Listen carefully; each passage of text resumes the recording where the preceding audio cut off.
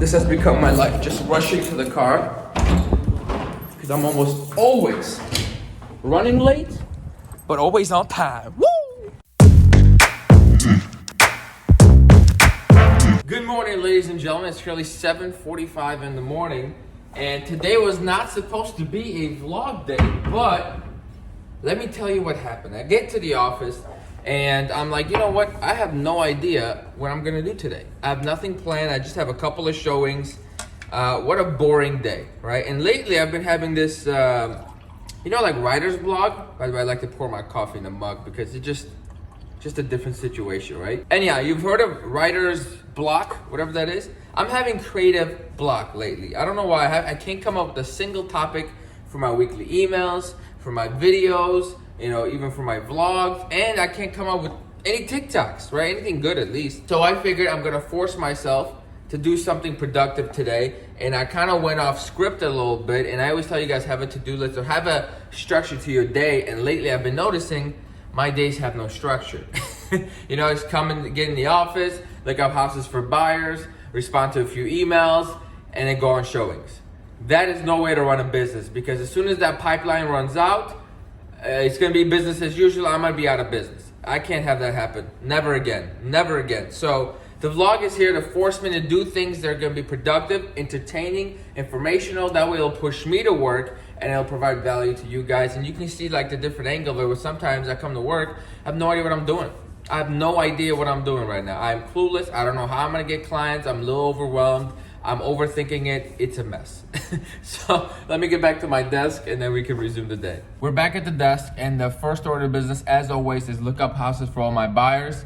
Make sure we're all good with appointments today. And then at 9 a.m., I'm getting on a call with one of you guys who DM me to just have a quick 10-15 minute conversation. I kind of strayed away from doing these because I found that, no offense, guys, when you call, you're asking me the same questions that I've answered in all these vlogs. It's kind of disrespectful. So I've been kind of going away from it, but I also understand you may not have the time to watch all these vlogs to the end, or sometimes if you just need an answer, maybe you don't got the time to go through like 55 videos to find it, right? Which I get, I understand. So I'm trying to come back into it, but I'm doing it a little bit more with precision. So I'm not dealing with people who are not gonna take my time seriously. So I think this guy's gonna be fine. So we'll see what kind of questions he asks. And if he asks, not dumb questions, but if he asks me questions that are obvious, like where do you get your phone numbers from, I'm gonna get upset.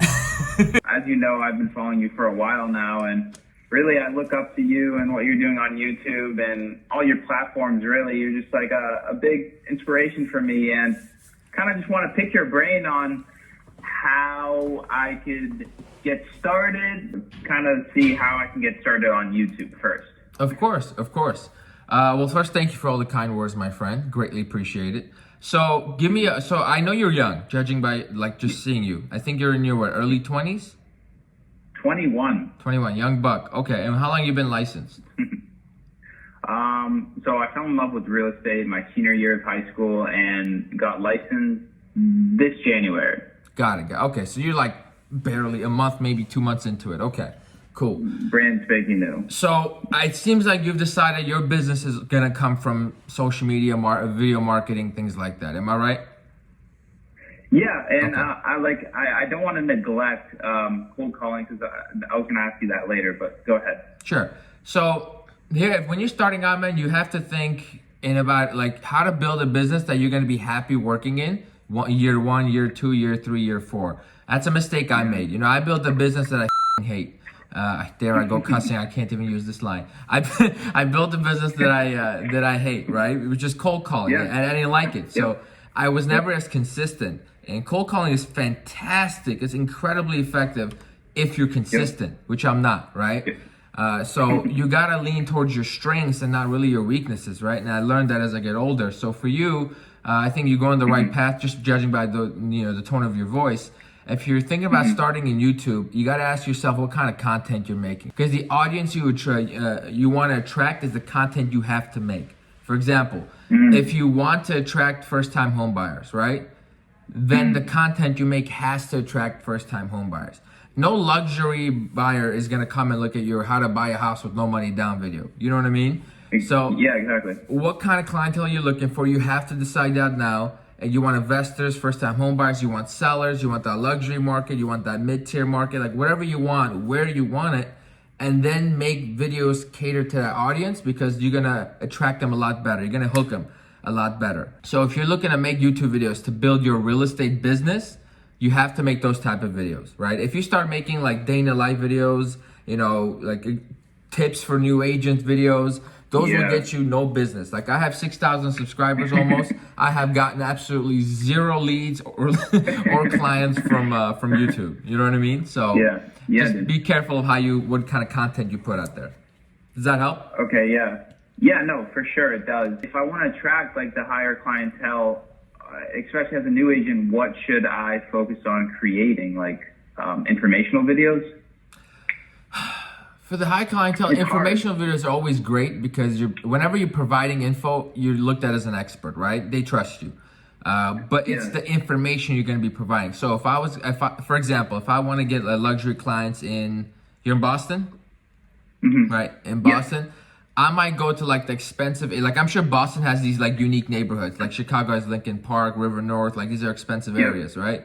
I go to these expensive areas and then pick a price, literally just pick a price point that you want to work. Let's say 800K, right? Or maybe $1 million, whatever.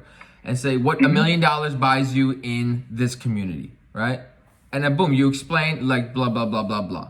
So if I'm actually on $1 million budget and I'm looking in that community, you got my attention. Like you may only have 50 views, but if one of them is somebody that has $1 million and is looking in that area, you've hit the jackpot. You know what I mean?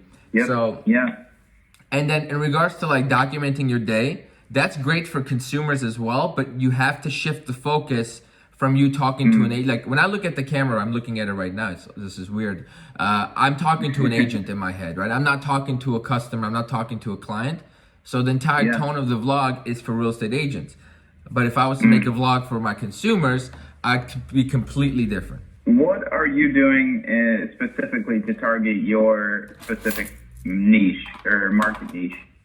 So for me, I kind of fell backwards into the investors and a lot of the like first-time home buyers. I fell backwards into it because I actually started making content for that for that genre of group, which I don't mind working with, and then they just started reaching out. It worked out. Exactly. Would you recommend me becoming an assistant or waiting until I graduate, becoming like an intern, working on a team? I know your stance on team versus solo. Yeah. But should I wait until I graduate and then commit on someplace, or kind of like pick and choose and try to learn until I graduate? Are you in? How many years you got left to graduate? 1 more year. 1 more year. What are you studying? Marketing. Okay. So here's what you do, my man. You're actually not in a bad position now. You're in a very ideal situation for being so young and going to school, et cetera, et cetera. So if I was you, here's what I would do. Being an older, wiser man. Oh God, I can't believe I said that. But I would join the team. Has more facial hair. You know, you're not lying, bro. You know, when you look good, you look good. I don't know what to tell you. I'm just joking around. But I would join a team, but join a team that may take a higher split, but they give you leads. You know what I mean? So they may take like a 50 or even a 60% of your cut. It's going to burn. It's going to hurt. But if they're going to give you leads and they're going to remove that aspect of it for you, it's going to be incredibly helpful, right? So while you're going to go to school, you're going to be on a team. You're going to learn the transaction side of real estate, okay? You're not necessarily going to learn how to hunt yet, right? Because that's where you really have leverage. Because if they're feeding you business, you can be replaced. Does that make sense? Yeah, that does. But the fact that you'll have the transactions under your belt, you'll have that confidence you're building while you're going to school, right? Because you can't just put in 100% focus, 120% focus in real estate, because then you won't finish school. It just doesn't work that way, right? So I would join the team, a type of team that's going to feed you lead 1, 2, 3 a month, whatever, and then learn the business that way. And then while you're learning the business, you're in school surrounded by people. So right now, it's all about building your network, your sphere of influence. Because now that everyone you know is also going to be graduating with the degree, and guess what they're going to have? Jobs. And in about a year or two, they're going to have the money they need to buy a place, right? And you're going to plant that seed now. You know what I mean? And they're going to see you in the next year close deals. So you can also build, what's the word I'm looking for? Help me out here. That's a word I'm looking for. The build your Rolodex now? Not the Rolodex. You're gonna something like you're gonna build your credentials, right? In the year with those people. Oh, my reputation. Yeah, there you go. Something like that. And then poof, you'll be like, it'll be a very smooth transition for you to go from like leads from the team to now you have your Rolodex and you're off to the races. Yep. That's how I would have done it. Obviously, you've been doing this for some while now, but you sound so knowledgeable. That just comes with experience, or did you like focus on someplace like to get all this knowledge or research or? Brother, to be honest with you, I don't even know where it comes. I don't know how it happened. Because I just I learned as I go. I never really sat down and studied per se, but I just kind of, I don't know if it's a unique thing or a personality thing. I used to sell cars. So I used to pick up on conversations and stuff very quickly. I don't know anything about cars. To this day, I know nothing about cars. Okay, so this is so great for the vlog. I can tell you if an agent's gonna be successful or it's gonna take them a while to get there, judging by the initial questions that they're asking me, right? If an agent comes at me and asks me a scenario that is just so out of the blue, right? Or what CRM should I use? I'll even accept that. You know, CRM's fine because you're talking about building clientele, right? But someone will come to me like, what do I do when a seller asks me this?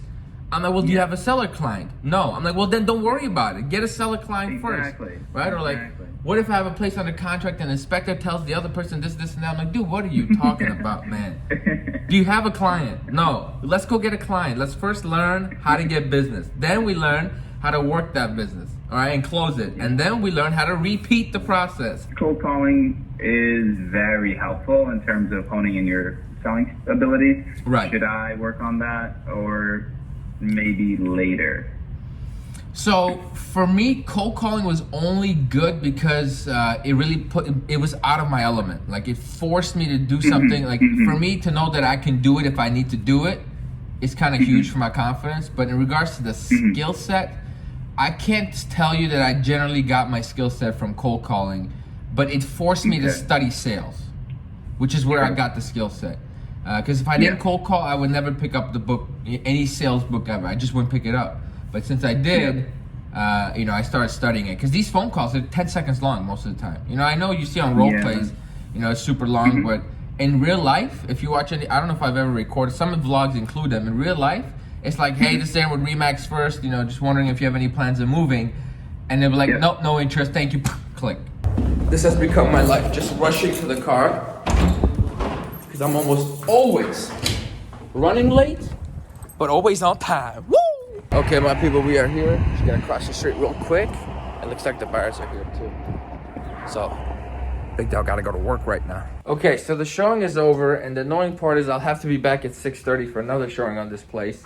And I think by now, if you've seen the vlogs a few times, you'll probably recognize the house. It's one of those listings, you'll get them every now and then, that just is a tough sell. And when you're a new agent, like myself, I'm still not that, crazy. You gotta take the business when it comes to you, especially if the client is really a nice client, a reasonable, common sense using client. So this individual I took on this listing. It's a for sale by owner. I don't know how to turn these lights off. Got it through text message. We're having the issue here is we're getting a lot of showings. So the marketing is working, but the house isn't. They get to the house and then I lose them. So, by the process of elimination, it's either we have to fix up the house or lower our price so we get to a different type of buyer. And that's what I propose, and we are going to see how much money he owes on the house, how much of a discount we can give, and then we're gonna try again at a new price. But we've been getting showings. I think we're averaging about 4 showings a week, which is incredible for being on the market this long and still averaging showing means there's definitely demand. We're definitely in a popular price point, which is $425, but we're just a millimeter away from success. Turned off all the lights, but forgot to lock the door. Woo, this trouble. And we are back in the office, folks.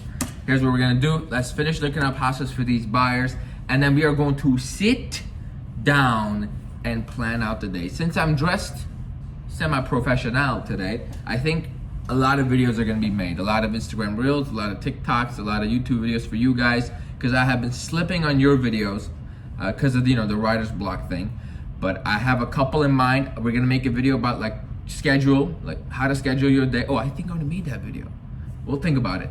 And then we'll do the 4th year recap because it's March now, 4 years is up. And then I'll have to upload a vlog. I actually have it already edited, so I just have to upload it. So we'll get those things done. So I'm here looking up houses for buyers, and my man Joshua, I gotta give him a shout out. Hang on, let me find his name. Joshua. Just got my first listing. Okay, Joshua, you gotta be quiet. I gotta give you a shout out. Joshua Arabu, ERABU. This guy's blowing up on YouTube. I love it. I mean, I think I checked back like last week. He was at like 1,000 subs. Now he's at 3,400. It's amazing. And I'm watching his video, right? Super young kid. I think he's 19 years old. I'm watching his video, and I watched it from minute 1 to the very last second. And I was so engaged. And usually watching that, you know, how I got my first listing videos aren't that engaging anymore because, you know, 4 years into the business, so you get bored of it. But I was like, I'm watching this whole thing, and I'm like, it really shows. So if you ever are gonna create videos or content like this, like see what you're watching. What gets your attention? And then duplicate it. So I just finished looking up houses for all the buyers, doing a little other small stuff, and we had an issue come up with a closing I have on March 9th. It's currently March 2nd I'm making this. And the issue was we couldn't get the clear to close because the client's homeowner's insurance policy didn't cover the roof because it's a townhome. Usually the HOA covers it. And yesterday he told me about this. I'm like, the HOA covers it. Call them, make sure you're all good. Today I find out they're still having problems. I said, send me the bylaws. I'll read them. I'll find the specific section and send it to you. So I had to read through a whole bunch of bylaws, found the section, sent it to them. I said, we don't want no more problems. Somebody made a mistake. Let's continue on with our lives. So that's what happened. And then I just made this hilarious TikTok with the Cardi B sound that goes like, what was the reason?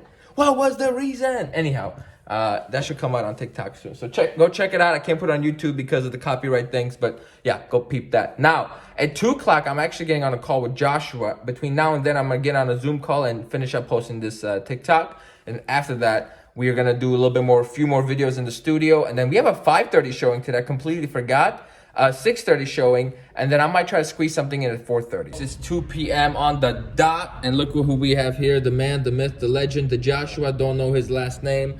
Doesn't matter what his last name is. I'm sure I'll put his link in the description if you want to check him out. But he's gonna tell me how on earth he got his YouTube channel to 3,800 subscribers in how long? Just under 3 months. I'm kind of upset about it. It's been taking me 2 years.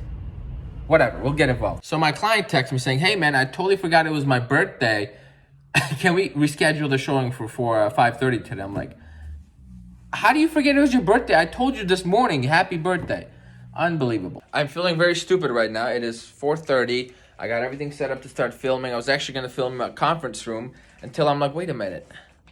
Let me just make sure that the SD card is still in the camera. And guess what? The SD card was not in the camera, which means I can't film anything. We'll be back tomorrow if I have time and get that 4th year recap video taken care of. So what I'll do in the meantime is I'll just make TikToks because I really have nothing to do until now and 6 o'clock. And just like that, it is almost 6 o'clock, 5:56 to be exact. And I just made 2 more TikToks. One got posted. The other one I will post tomorrow.